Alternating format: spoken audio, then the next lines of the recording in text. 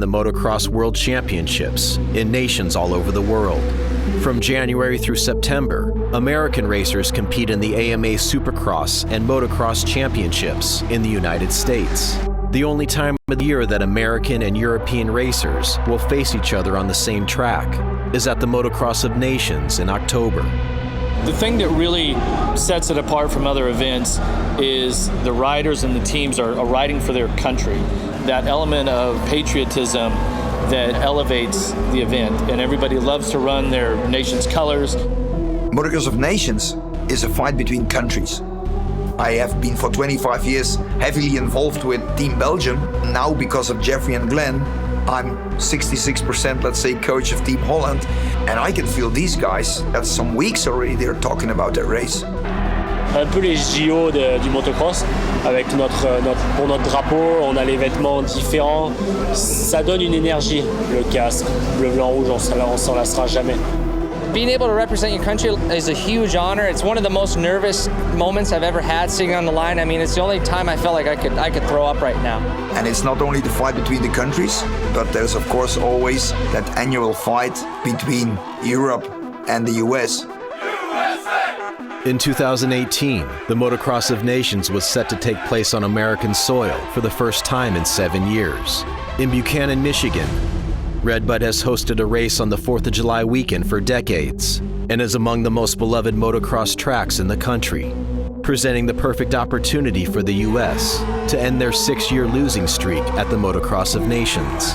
I'm just about as American as it gets. I love the USA. No money at this race whatsoever, just pride, and I want to bring home that trophy, and this is my 4th go. I really feel like we have a solid team. It's feeling good here at Redbud. American soil, this would be a great place to bring it home.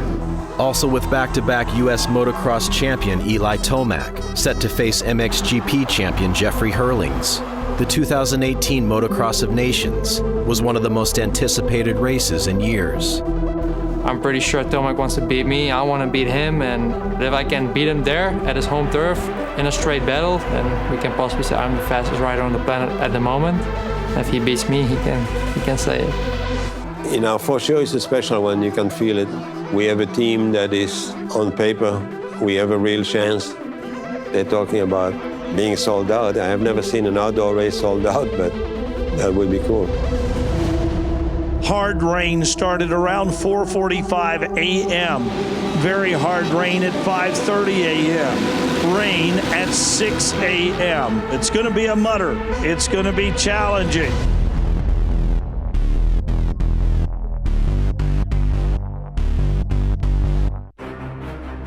These tracks changed more like towards the European track, you know, with the changes that they made. And that doesn't benefit us. We raced in the US, but the track was a long way from what Redbud is under normal outdoor conditions. And I think the riders were shocked when they saw all the changes, you know. There is likely no one who has invested as much time and effort in Team USA's performance at the Motocross of Nations than Roger DeCoster. Feels better. DeCoster has managed Team USA 33 times since 1981, winning 20 Chamberlain trophies for America. It's like us against the rest of the world, basically, the feeling. The European nations, they're happy to help each other to beat the US. But that's the same position a champion is in. If you have been dominating, all the other guys want to beat you. Besides Hurlings and Tomac on 450cc machines, the first race at the Motocross of Nations also includes riders on 250cc bikes in the MX2 category. The most anticipated battle in this class was freshly crowned MX2 world champion Jorge Prado, facing 2018 American Outdoor National Champion Aaron Plessinger. Waking up that day, I thought we were gonna win. I had all the confidence in the world. We're gonna rip up on them. Getting on the starting line, I even wore a American flag on my back. Hello, everyone, and welcome to Redbud, Michigan! Ladies and gentlemen, this is the moment we've all been waiting for. Into that first turn, they go. Hurlings has got a fly down the inside. Hurlings is sampling the Redbud soil. Front runner goes down. Jorge Prado leads now, the young Spaniard, the new MX2 world champion. Something is wrong with Plessinger, he's dropping. Plessinger back in 21. I don't know what it was. It just wasn't going my way at all. While Jorge Prado led half of race 1 and eventually finished 3rd, Aaron Plessinger crashed twice, was forced to stop for new goggles, and eventually finished 18th. It was a dismal start for the American campaign. If I'm top 3 and my goggles come off, I'm finishing the race. If I'm back in the pack just getting roosted in dangerous situations because my goggles are off, I'm pulling in, no doubt. If one little rock were to hit the center of your eye, you're done. In the muddy conditions at Redbud, several riders were forced to discard their goggles, and Team Netherlands suffered perhaps the most severe consequences, as their MX2 racer, Calvin Valandren, was hit with a rock in his eye and told by doctors he could no longer compete. All hearts cheering for the Netherlands turned to Hurling's teammate, Glenn Coldenhoff. Glenn is not the big star that Tony or Jeffrey is, but Glenn is the hardworking type of guy, and I think Glenn made the right choice by joining Red Bull KTM factory, because the last couple of years he could develop in the shadow from Tony and Jeffrey and learn from them. And now maybe it's time for him to harvest, let's say, and really go for it. In 2018, Coldenhoff had one of his most consistent seasons racing the World Championships, but still has not reached the podium at a single race all season. Every time I'm behind that gate, I want to have that podium. That's something I work so hard for, and I still believe I can make the podium, and I still go every time into a race with that feeling, with that confidence. I will keep fighting. Yeah. Based on combined scores from the first 2 races of the day, Team France was leading and hoping to win their 5th straight Motocross of Nations victory. As racers prepared for the 3rd and final moto, Team Italy had an outside chance at the victory as well, and was hoping to give 9-time world champion Antonio Caroli one of the last major achievements missing from his trophy case.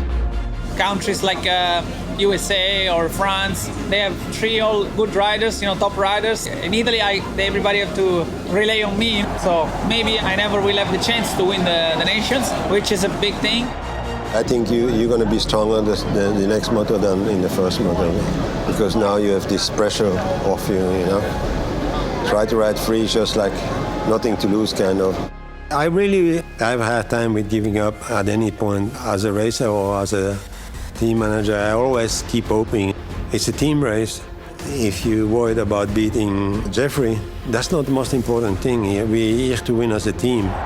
Things are very tense down here. We've got the Italians, we got the Dutch, and of course Team USA. This is the decider, everybody. Now's the time, if you've ever done it before. Get those American flags in the air. The Americans must do well here in the final moto. Glenn Coldenhoff has taken over the #1 spot here. The Netherlands are galloping and trying to take the Chamberlain Cup. Lapino into the #2, pulling into the #3. Here comes Caroli. Caroli now moves into the #6 ride. Hurlings is back into the #10. Where are the Americans? Barsha in 13. Eli Tomac in 28th position. We've got our work cut out for us, America. From the shadows of the Notre Dame Gold Dome comes our leader. Coldenhoff is about to be the overall champion here at Motocross of Nations, but the Italians and the French are nip and tuck here. In race 3 at Redbud, Antonio Caroli battled up from outside the top 5 and passed Team France's Gauthier Paulin in 3rd place, giving Team Italy a 1-point advantage. But after taking roost from behind his teammate Alessandro Lupino, he was forced to ditch his goggles and try to finish without them. Antonio Caroli goggleless. Caroli now back to 6th. Caroli comes through pit lane, and I don't read Italian, but it pretty much says you have to pass Paulin. There's Paulin going past Lupino. So all of a sudden, Paulin is now up into 3rd. Hurlings running to the #2 position. The Netherlands are amazing.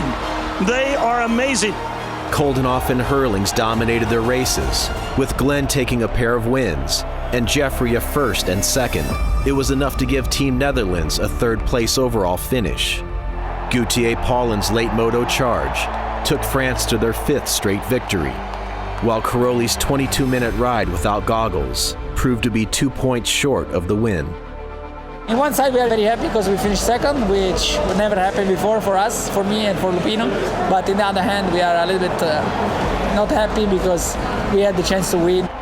Yes, we did it again, strong in America. Yes! To see Glenn go 1-1, that's we could have only dreamt of. We talked the other day about Glenn just missing out on the podium in the GPs, but this is not just a cherry on a cake, this is a whole tree of cherries and even a whole bottle of whipped cream as well. We did show we are faster than Americans. I think they hopefully stop talking about it. Finally, we smashed them this weekend. Finishing third, the Netherlands. The Italians were your runner-up, and the Chamberlain Cup champions. Team France for the 5th time in a row. What do you think? We're getting a riding school here, so yeah, you should pay attention. I think we were expecting something different in the track. Why would you do that to an already perfect track? I don't know why you would change it for the biggest race of the year. Are the Europeans better than the Americans at motocross? Right now, yeah. I had a lot of people that, big fans of the sport, that came to me after the race and said, oh man, better luck next year. It was no luck. We were not good enough. I'm not blaming the riders either, because their responsibility is to try to win the Supercross. That's number one. Then number two is try to win the Nationals. With a 6th place overall finish at the Motocross of Nations, Team USA's result at Redbud was a major disappointment for American motocross fans, and a testament to the high level of racing that exists in the MXGP World Championships. The Motocross of Nations is set to be held at Assen next year, a premier sand track in the Netherlands. With elite sand riders like Herlings, Caroli, Koldenhoff, and Prado, it seems the Chamberlain Trophy will be in Europe for years to come. The only thing we can do is see if there is 3 riders that are willing to commit 3-4 weeks of time of practicing only on sand, and teams that are willing to support that kind of effort. That's the only way I think we have a chance to not look silly.